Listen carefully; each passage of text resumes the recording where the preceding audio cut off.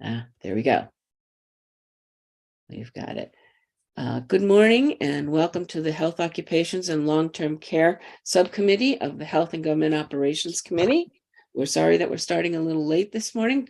As our chair is fond of saying, please be patient with our technical difficulties.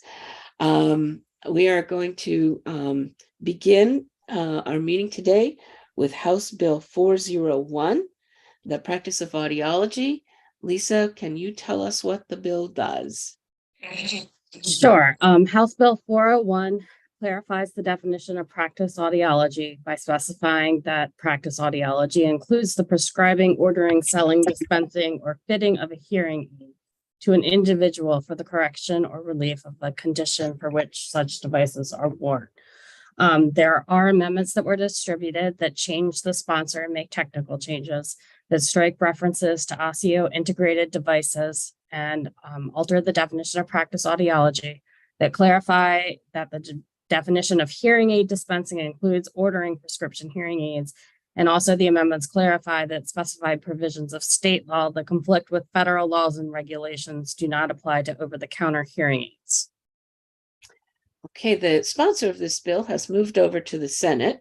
I don't know if Delegate Ashanti, you've had a chance to review the bill. Believe you're taking over the sponsorship. Would you like to speak at all to the bill? It's okay if you don't. This is your first meeting, so we'll let you in gently.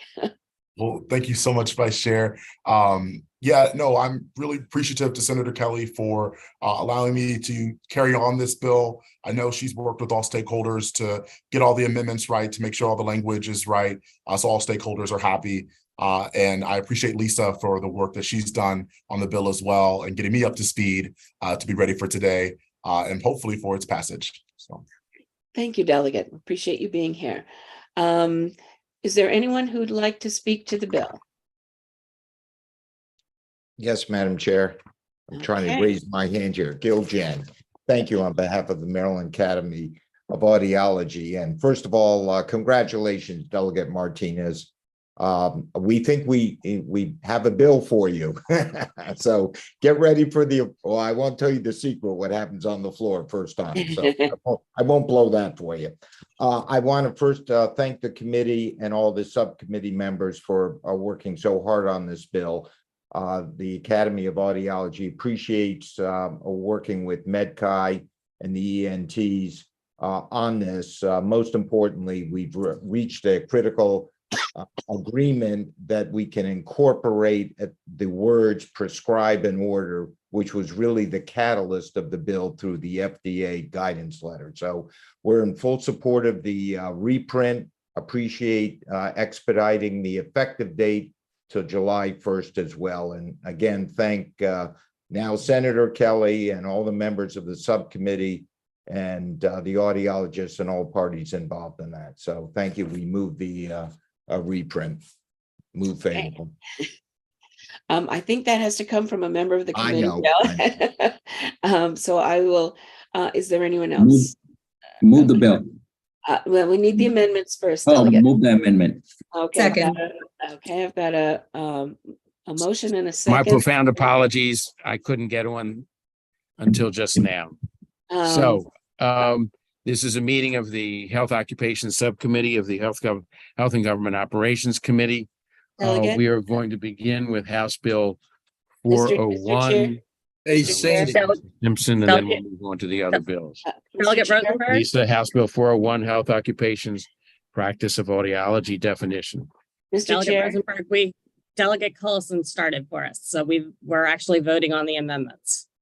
Right. We have a motion to accept the amendments in a second. So if you take it from there, Mr. Chair. And Can he? Delegate Rosenberg, can you hear us? Yes, I can hear you. Go ahead, please. So Sorry. we already started. Delegate Cullison started the meeting, and we are now Thank you. voting on the amendments to House Bill 401. Well done. Go ahead. Go ahead. Whoever was chairing, go ahead. so we have a motion and a second on the amendment to accept the amendments. All those in favor, please say aye. Raising your hands, great. Will there be any opposition to the amendments? Seeing none, the amendments pass unanimously. Do I have a motion on the bill as amended? Move the bill. Delegate Second. Woods is your, okay, her hands down. And a second? Second. And I've got a motion and a second on House Bill 401 to favorable with amendments. All those in favor, please say aye. Aye. Aye.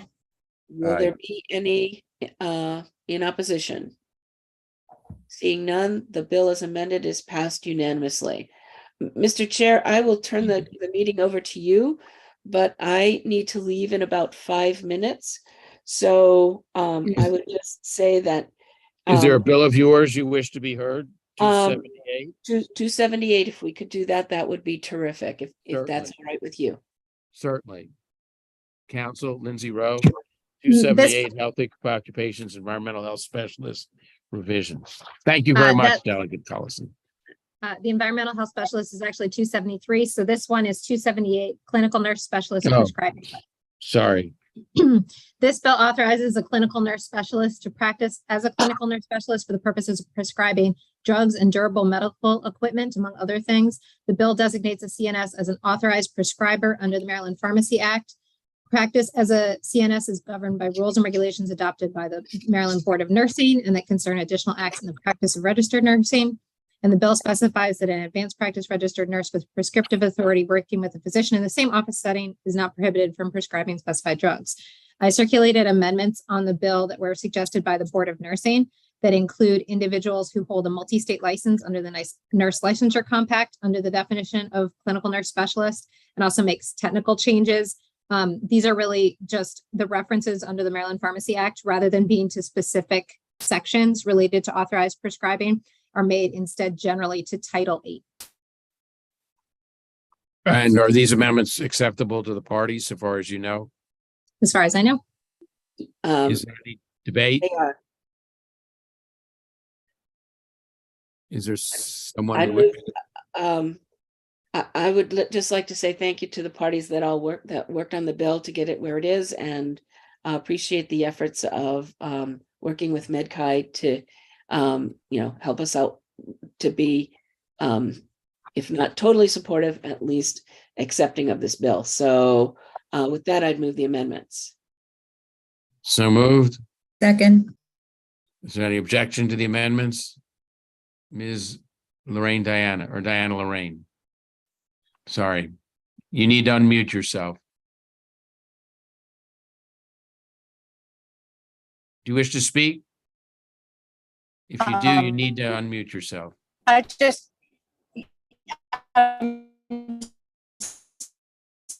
sorry. You're breaking up. We can't I'd understand. just like to thank Delegate Collison for putting, Okay. I'm sorry. Okay, thank you. Is there a motion on the bill as amended? Move the bill as amended. Second. All those in favor, say aye. Aye. Anyone opposed, please raise your hand. And Delegate Collison, could I just ask, are you zooming from here or from home still? No, I'm still home. Oh, I Yeah. hear your voice now. I Yes, have I a couple understand. more days of recovery, I think, on my horizon. Right. Okay. We appreciate very much, and we look forward to seeing you in the flesh, not by Zoom. Right. Thank you. Thank you very much, and thank you for pinch hitting. And I'm gonna House hop Bill, off. House Bill 241, State Board of Physicians dispensing permits. Lindsay. This bill transfers oversight of the inspection of the offices of physicians who prepare and dispense a prescription drug or device from the Office of Controlled Substances Administration, that's OCSA, to the State Board of Physicians. The bill also moves related provisions from the Maryland Pharmacy Act to the Maryland Medical Practice Act. The board must enter an inspected physician's office within 6 months after issuing an initial dispensing permit and at least once during the duration of a renewed permit. The board must report any violation related to controlled dangerous substances found during the required inspections to OCSA. and uncodified language transfers from OCSA to the board all appropriations, books and records, and employees and positions that are assigned more than 50% of the time to a function relating to conducting the inspections. I circulated amendments from the sponsor that require the board to report violations regarding controlled dangerous substances found in the course of an inspection to the Office of the Attorney General, in addition to OCSA. And it authorizes OCSA to provide copies of a record rather than the original record to the board when transferring materials related to physician dispensing permit inspections. Finally, I also circulated a letter from the Board of Physicians in relation to a separate section that doesn't appear in the bill, a section under the Board of Physicians title that was suggested in testimony from the Office of the Attorney General that there should be additional amendments to that section. The board letter says that they'd like to convene a work group this interim to look at whether any changes are needed to that section. And there's Matt Dudzik is here from the board. Okay, who wishes to speak on behalf of the board? Is there someone here? Thank you, Chair. Yes, I'm here on behalf of the board, and thank you, and again to the sponsor for working with us so closely. And I also want to thank the folks from the Office of the Attorney General, in particular, Heather Forsyth. I know that we still have some disagreements on the bill, but I do think that we've gotten a much better understanding of kind of where both parties sit, and hopefully can have a much better relationship moving forward. So, as far as this bill goes, we do think that there still is a very large need for this bill. It's we're looking at right now there's about 650 dispensing permit holders in the state of Maryland. That constitutes hundreds of inspections a year. And with the difficulties in the current process, we do think that there is a potential real risk due to the lack of oversight created by the inefficiencies in the current system. Our administrative prosecutors were very, very resistant to the idea of making any changes to 14410, which deals with the admissibility of board records. I don't want to put words in the Office of the Attorney General's mouths, but that a lot of their concerns were regarding the admissibility of records, because we do have language that limits the admissibility of records to those that would be otherwise admissible. And they had some concerns that this could potentially jeopardize criminal investigations and other investigations. We certainly are more than happy to sit down and discuss that. Administrative prosecutors for the board were very resistant to changes in this bill because it could very much jeopardize how we handle consent orders. There is agreement, if I may interrupt, there is agreement on the amendment that's been drafted by Delegate Magnol. Yes, my understanding is that, yes, we are happy with those amendments. We think those make sense. The copies of records is if that's going to make things easier for OCSA, we're happy to it. And we're happy to expand the reporting requirements as well. So we're very happy with that. Fine. Is there anyone here from the Attorney General's office? Yes, sir. I'm here from the Attorney General's office. Good morning. I'm Heather Forsyth. Yeah. Is the amendment acceptable to you?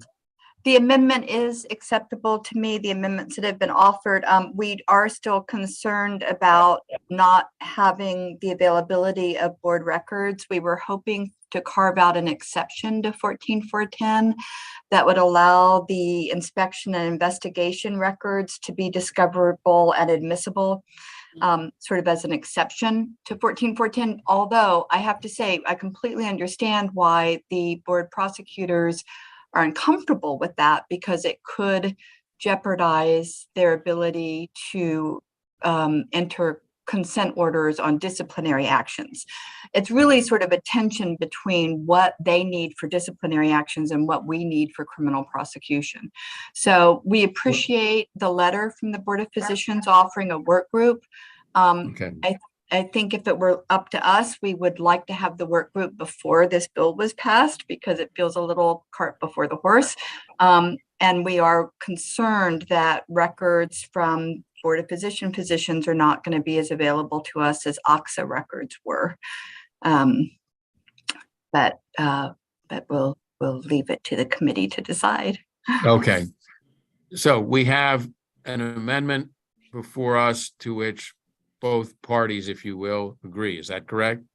The question Yes, is sir. what happens. Okay. Is there a motion on the amendment? Move the amendment. So moved. Is there a second? Second. Here's a second. Is there any objection to the amendment? There is no objection. So now the will of the committee. Do you want the parties to meet now or do you want them to meet later? Recognizing where we are, in terms of crossover. Is there a motion? Is there a motion to move the bill as amended? With the understanding that there will be continued discussions among the parties. Move the bill as amended, Mr. Chair. Okay, is there a second? Second. Okay, all those in favor of the bill as amended, please raise your Aye. hand. Aye. Does anyone object to the bill as amended? Hearing none, the bill passed as amended with the committee's understanding that the board and the AG will meet in the interim and hopefully they will reach an agreement and come back to us with legislation next year. Okay, thank you very much. Next bill Mr. is House Chair, Bill. Yes, Could I just, publicly thank the Certainly, board and certainly. the Office of the Attorney General for their hard work in good faith to get us to this compromise. Thank you, well Delegate. said. Okay, thank you. Thank you, Delegate Bagnall. House Bill 242. This bill was discussed. This bill was discussed in subcommittee last week. It alters the definition of massage therapy to include treatment of illness, disease, or injury. And the bill also repeals language specifying that a nonprofit health service plan, insurer, health maintenance organization, or person acting as a third-party administrator is not required to reimburse a licensed massage therapist or registered massage practitioner for any services rendered. There are no amendments on this one. Last Friday, I circulated a letter to the subcommittee chair from the Office of the Attorney General relating to the provision that repeals the language relating to reimbursement and whether or not that created a mandate on insurers. The Attorney General said that they did not believe that it did create a mandate.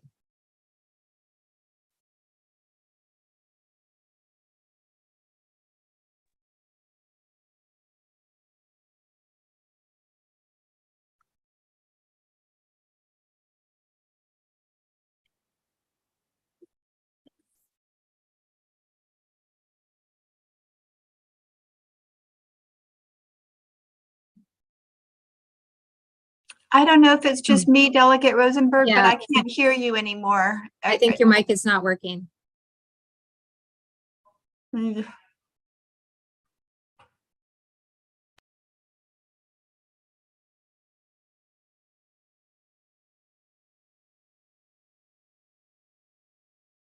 Well, I'll say this bill sponsored by Delegate Bagnall. Would you like to add anything, Delegate Bagnall? I'll just add that we did get the letter from the Attorney General. We had requested an opinion that considered both the health article and the insurance article in concert. The letter that we got back said again that it would not create a mandate. And I think Mr. Celentano has his hand raised, and I think he can probably close the loop on this bill for us. Thank you, Delegate Bagnall. And I just wanted to relay my thanks to you and the subcommittee chair and Lindsay for facilitating the letter to the carriers to make it clear. And that was the clarification we needed. And with that letter, we will remove our opposition. So thank you very much.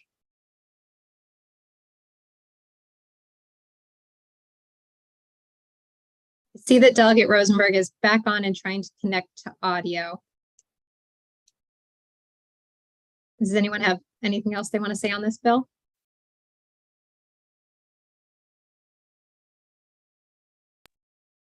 I see a hand, Ms. Bondarchuk, sorry. Hi, thank you. Yes, I am board chair for the Massage Therapy Board of Examiners. And I just wanted to just reiterate that this bill does not create a mandate. It is just really clarifying language and taking out unnecessary additional provisions. And yeah, we hope that this will move forward. Thank you.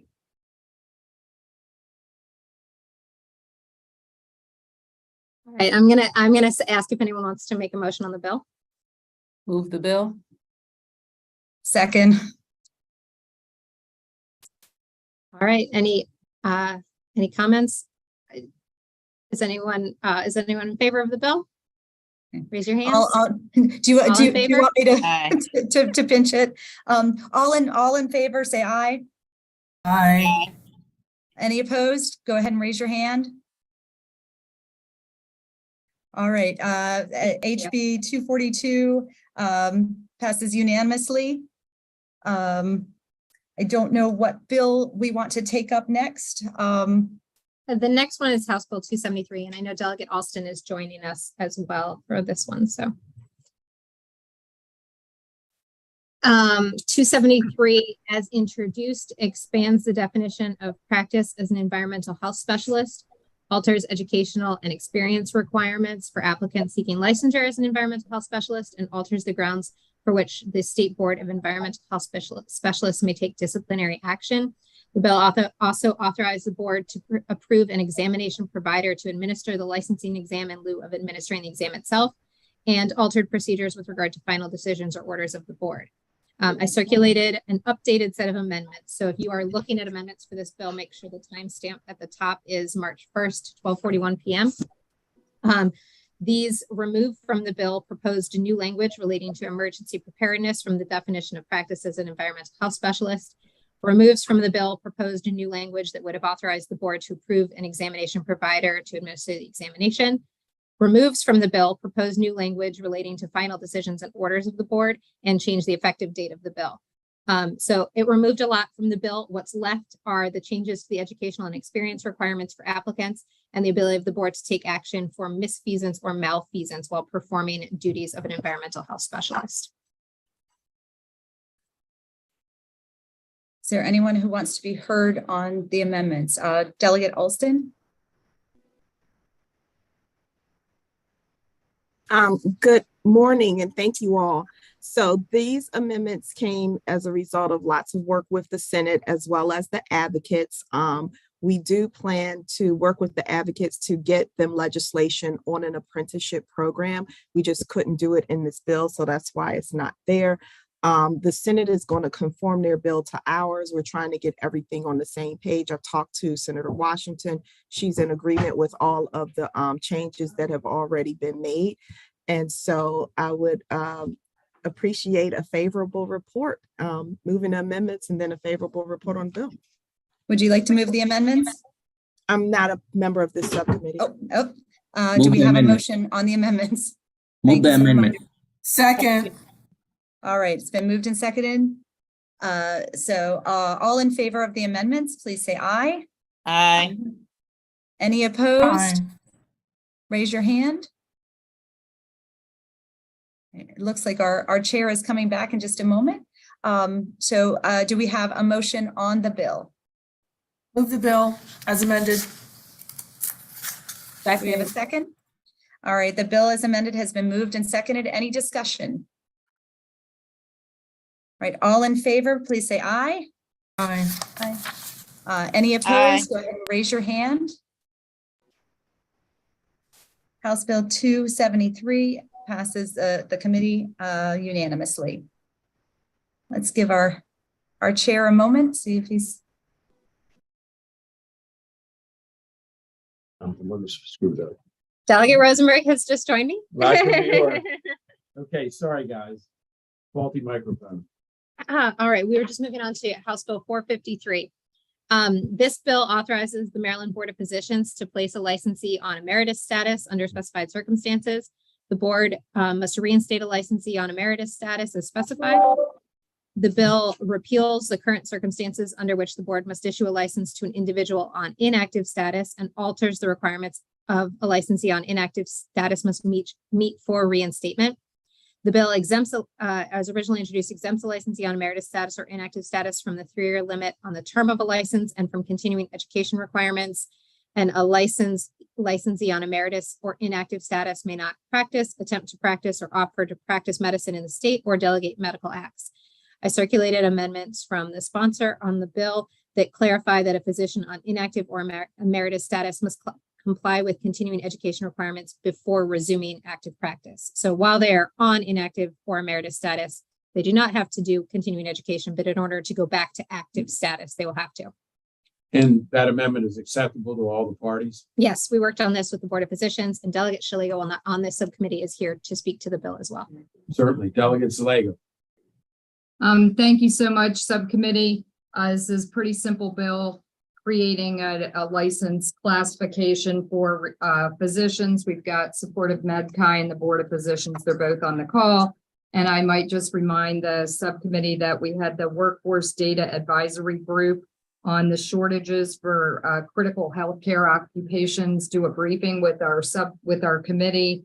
And, you know, one of the things this bill helps to remedy is to really have a good data count of physicians who are active, who are potentially active and not practicing or inactive. So it's good for physicians and it's good for us to be able to really assess the healthcare workforce shortage issues. Thank you very much. Is there a motion on the amendment? Move the amendments. So moved. Is there a motion on the bill as amended? Second. Second. Moved and seconded. All those in favor say aye. Aye. Aye. Is anyone opposed? It is unanimous. Thank you all very much. We were, Mr. Chair, just to clarify, were we voting on the amendments or the bill as amended? well, I thought we did the bill. We did both. Yeah. Okay. Thank you. Mr. Chair, can I just make a quick comment? Certainly. Thank you. There was a point that Delegate Hill and I discussed there's some language in here about the physician being able to use the term doctor on the 4th page, but I told Terry I would bring it up, but the language says with the intent to represent that the person practices medicine. So this is kind of some antiquated language. Maybe we'll come back next year and try to clean that up. But, thank you. Thanks, everybody. Thank you. The next and final bill is House Bill 507, State Board of Physicians, Graduate Registered Physicians Licensure. As originally introduced, this bill establishes a licensing and regulatory scheme for graduate registered physicians under the State Board of Physicians. I circulated amendments that strike the bill and instead authorize a physician to delegate duties to a medical school graduate, assisting in the physician's performance of medical acts if the physician is physically present and personally directs each act performed by the medical school graduate, and the medical school graduate meets certain requirements as verified by the employer of the medical school graduate or the facility in which the physician is delegating duties. The employer of the medical school graduate or the facility in which the physician is delegating duties is responsible for ensuring the requirements of the bill are met. And the amendment also establishes penalties for failing to comply with the requirements of the amendment, which becomes the bill. And who participated in the amendment and supports the amendment? This came from the Board of Physicians and I believe is supported by MedChi. Yes, that's correct. Thank you. Thank you, Lindsay. Yes, Mr. Chair.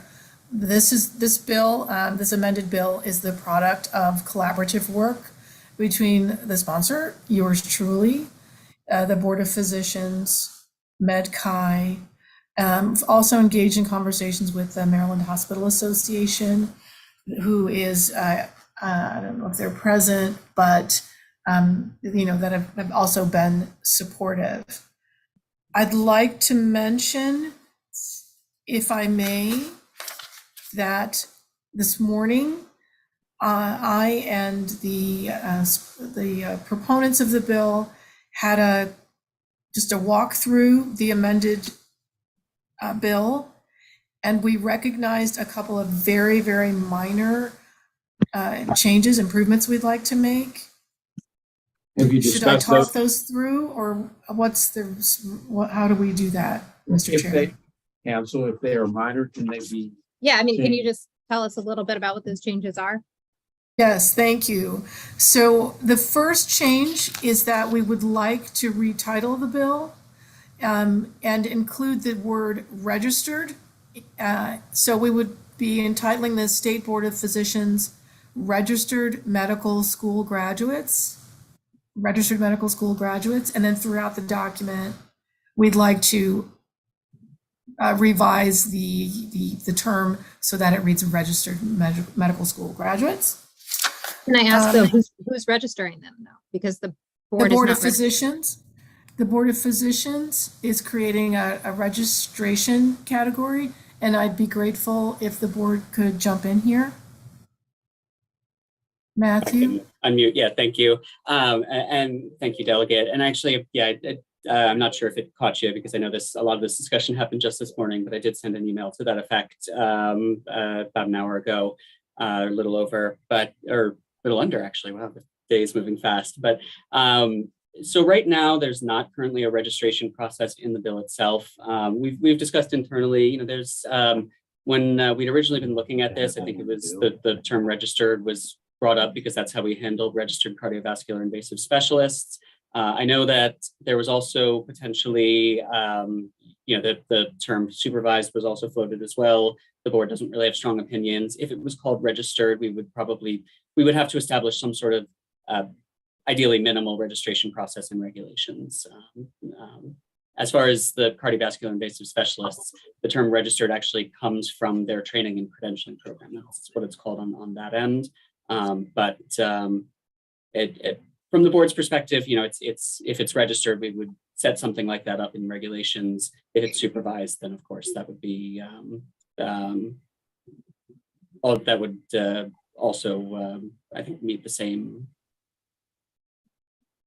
goals. And I think the advantage, another advantage of having a registration set up is that it would allow us to better count and track for the purposes of managing our healthcare workforce more effectively. Okay. Are there any other changes? Yes. And if you will bear with me, I will. Matt, you said you sent an email. I haven't seen anything this morning. But I think it would be helpful probably to the subcommittee to see the language. Yes. Council and I have discussed, we need to hold the bill. That's fine. That's completely fine because we literally made these changes at 9 o'clock this morning and they're very minor and the proponents are all in support. So if you would, Mr. Chair, I'd be more than happy to hold this for a couple more days. Delegate Bagnall. No, it was Steve Wise, but he put his hand down. Oh, Mr. Wise, we recognize you. Just maybe save time in the next meeting. The supervision change that was referenced, there was a question during the hearing about whether the level of supervision that's in the bill now was sort of too cumbersome, meaning that the physician basically has to stand over the shoulder of the medical graduate. And there's existing language in COMAR that will provide to council that loosens that ever so slightly to be direct supervision, which just means that the physician is physically present in the room with the patient and with the graduate student. And that's the solution we came up with. So we'll get that language to council. Okay. Okay. We appreciate that. Midnight hour amendments we're not yet at the midnight hour, so we can accept the amendments and we'll work on them and review them at our next meeting. Okay. Thank you, Mr. Chair. Bill. Certainly. Okay, that is our last bill. I apologize for the malfunctions at my end. Appreciate everybody who helped us get to the conclusion, and we will see you all at 1 o'clock. Thank you so very much. Thank you. Thank you. Everybody have a good day.